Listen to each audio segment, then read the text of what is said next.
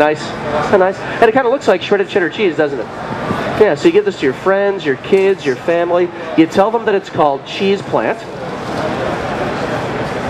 And you know they eat it. And they like it and they come back for more. It has a nice sweet flavor. So here we have this really beautiful 8-vegetable garden salad that we just put together in about 2 minutes flat.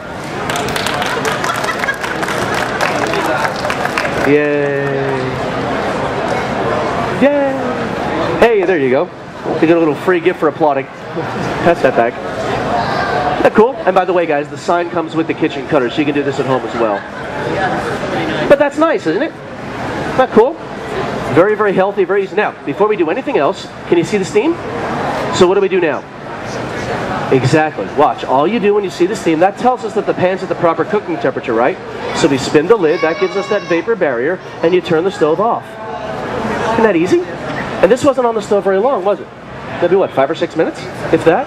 If you're going to boil or steam your food, it's going to take a lot longer, isn't it? Maybe 15 or 20 minutes.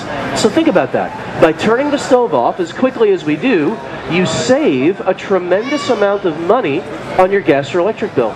It turns out you save almost $1 every meal you cook when you use your Kitchcraft cookware. Now that adds up pretty quick, guys. If you're only cooking 1 meal a day, that's over $300 right back in your pocket every year, forever. The cookware literally pays for itself on the energy savings alone. And you've had our cookware for 30 years now. I'm thinking that cookware's paid for itself a few times over already, hasn't it? That's a smart thing to do. But you know what? That is a nice salad, isn't it? Looks nice, tastes nice, very healthy. If you're going to make one of these salads using one of these, how long is that going to take? Like a week, right? Yeah, and you go through at least a box of Band-Aids in the process, and who wants to do that? How many of you guys here really would agree that having the right tools does make all the difference? Isn't that the truth? Isn't that the truth? Wayne and Bruce? Yay, Bruce. Bruce, if you and I had to work on cars, let's just pretend. Now, if we had to work on 30,000 cars for the rest of our lives, and we actually had to do the work together, you think we would go buy our tools at Kmart and Walmart? Or would we get maybe like the Craftsmans, the Snap-ons, the good stuff? Good stuff. I think that makes sense. Very smart way to go. Wayne, we're going to chop down trees. You ready? All right, 300 trees every year for the rest of our lives. Wayne, if we had to do the chopping, we're going to go get an axe or a chainsaw? Chainsaw. See, we guys are pretty smart. It's true. You look around the garage, you look around the shed, we buy the good stuff all the time, and I just think that's smart. Now, if you're in the kitchen, if you're average, you cook about 1 meal a day. That's average. 1 meal a day is 365 meals a year. That's 15 to 20,000 meals in your lifetime. It's a lot of food preparation. Now, how many of you folks here just might agree that this is the axe and this is the chainsaw? Well, that just makes sense, doesn't it? Having the right tool for the job. And how often do we guys use our chainsaws? Every day, right? Yeah. How often do you use your tools in the kitchen? Every day, yeah. We need better tools in the kitchen, guys. That's what this is all about. Now listen, this is not cheap. If you buy a kitchen cutter, it's going to cost about as much as the chainsaw does. But this gets used every day, guys. It's the health of your family. It's just a smart, important thing to have in your home. Now, we do in-home dinner parties, and we find fantastic things in people's houses. Countertops, a couple of $1,000s that look really nice. Wood cabinets, tens of thousands of dollars just to hide the stuff.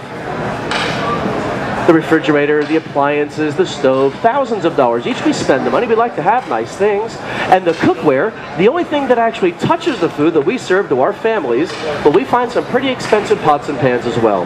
Let me show you guys just a little bit of what we often find. Really nice homes, beautiful kitchens, very expensive cookware. I'll put them back, it's okay. One lady said, I wish my set looked that good.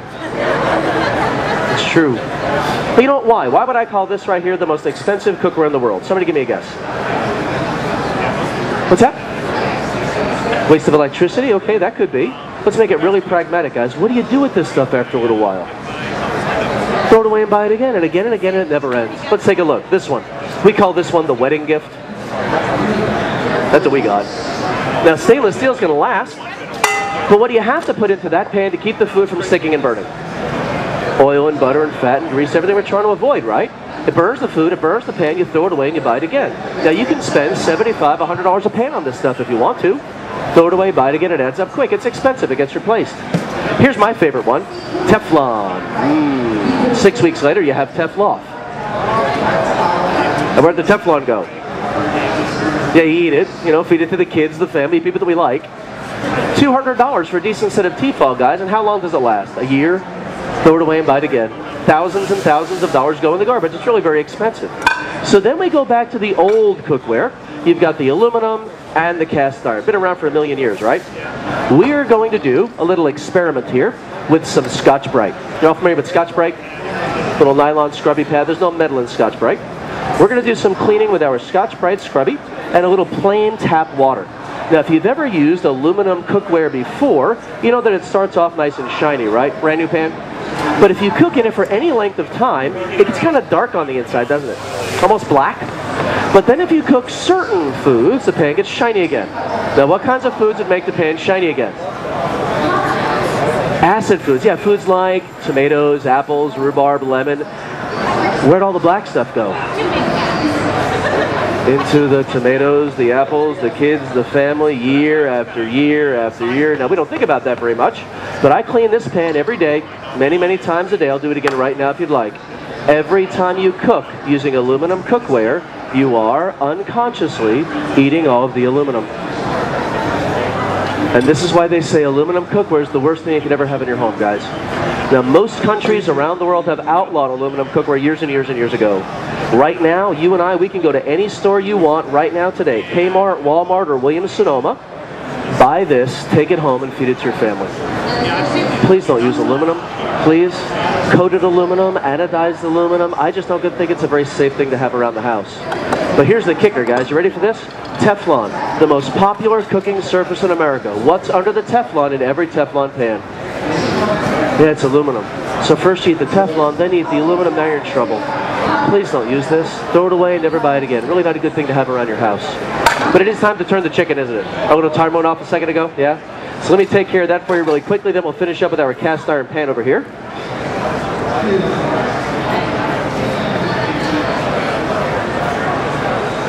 I'll do it again. We turn the chicken. Ha-ha. So you don't have to flip it over. Now, if you want to flip it over at home, of course you can. But you know what, guys? We're making life easier, aren't we? You have to stay for every one of my shows. You're the best. But that's nice, isn't it? No oil, no grease, no fat. We don't even have to touch it. We're going to eat it in just a second. But cast iron is different, isn't it? What do you have to do to a cast iron pan before you can even use it? Season it, right? A little oil, a little grease, put it in the oven for a couple of hours. Now, the reason that we do that is cast iron is a very, very porous metal. So if you can fill up all those pores with grease and oil, then the pan doesn't rust and the food doesn't stick.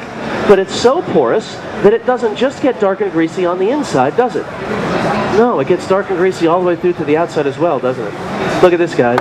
Every time you cook with a cast iron pan, all that seasoning goes right back into your food. And that's a pretty clean pan, isn't it? Wow. You know, I had a gentleman stop me one time. He said, "Charlie, you're stepping on some toes here." He said, "I have cast iron at home." He said, "I got it from my grandmother and I love it." He said, "Every time I use it, it tastes just like Grandma's cooking." You know why? Yeah, it is Grandma's cooking.